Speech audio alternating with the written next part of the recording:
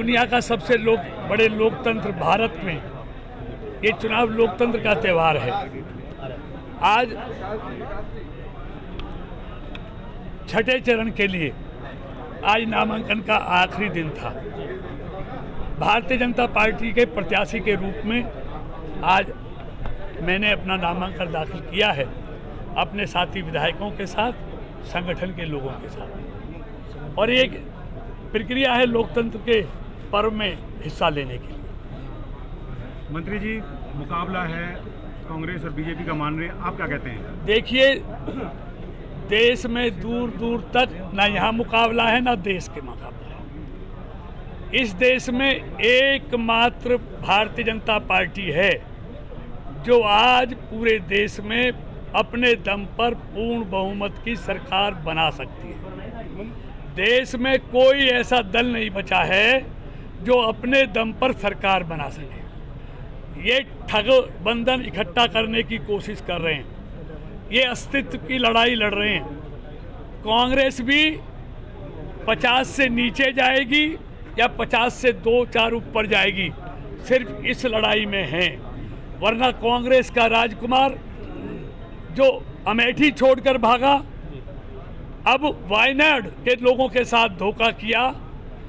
जब तक वायनाड में वोट नहीं पड़ गया तब तक उसने बताया नहीं कि मैं भागने वाला हूं, रायबरेली जाने वाला हूं। अगर वो वोट से पहले ये बता देता कि मैं रायबरेली जाऊंगा तो वायनाड में उसका इलाज हो जाता। तो उसने अमेठी छोड़ा, वायनाड छोड़ा, अब रायबरेली भी छोड़ेगा।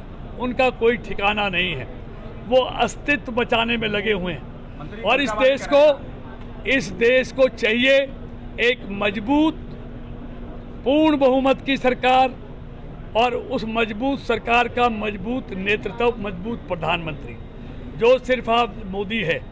उनके पास चेहरा भी नहीं है और चरित्र भी नहीं बचा है। और चेहरा इसलिए नहीं है क्योंकि सारे चेहरे घोटालों की कालिक उनके चेहरों पर पुती हुई है। सारे जमानत पर बाहर आए हुए हैं जेल से, इसलिए मोदी के खिलाफ कोई बताने लायक चेहरा नहीं बचा है।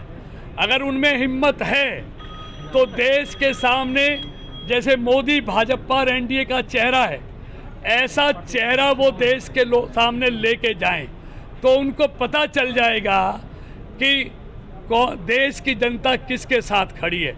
तो उन पर चेहरा भी नहीं है, चरित्र उनका बचा नहीं है, इसलिए वो सारे मिलकर, सारे ठग इकट्ठे होकर सिर्फ अपना अस्तित्व बचाने की लड़ाई लड़ रहे हैं। कांग्रेस प्रदेश अध्यक्ष आपको गिद्ध की संज्ञा दे रहे हैं और महेंद्र प्रताप को सिद्ध की संज्ञा दे रहे हैं, क्या? देखिए, ये तो इस लोकसभा क्षेत्र की 36 बिरादरी तय करेगी कि गिद्ध कौन है और सिद्ध कौन है। ये मेरे कहने से कुछ नहीं होता। विपक्ष करप्शन पाल के नाम से भी बोल रहा है। देखिए, मैंने कह दिया ना, सबके चेहरे इस क्षेत्र की जनता ने देखे हुए हैं, सबका चरित्र इस क्षेत्र की 36 बिरादरी जानती है।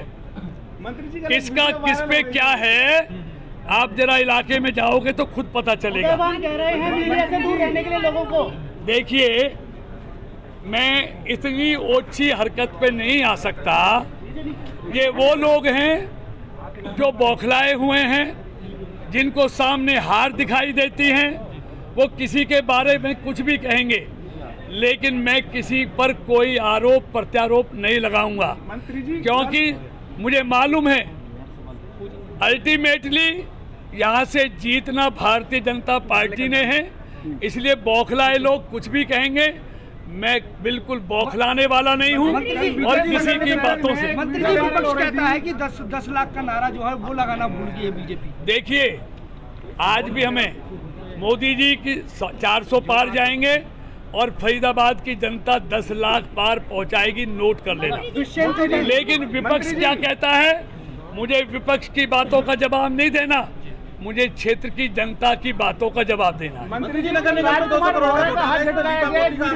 देखिए, ये सब चुनाव में क्या क्या सामने आता है, क्या क्या आरोप प्रत्यारोप, मैं आरोप प्रत्यारोप की राजनीति नहीं करता। देखिए, बात सुनिए, हमारी पार्टी का अध्यक्ष है और बहुत सम्मानित अध्यक्ष है, ये अब क्या दिखाते हैं क्या नहीं। अगर कोई आदमी को कहता है कि सीधे खड़े हो जाए, उसको भी अगर हवा खड़ा करते हैं, मुझे कुछ नहीं कहना। मैं आपको एक बात बताता हूँ, जैसे मोदी को इस देश के 140 करोड़ लोगों पर भरोसा है ना, ऐसे कृष्ण पाल को अपने लोकसभा क्षेत्र की 36 बिरादरियों पे भरोसा है। और ये भरोसा आपको 25 तारीख को वोट पड़ेंगे और 4 जून को जब गिनती होगी, ये आपके सामने समय आ जाएगा।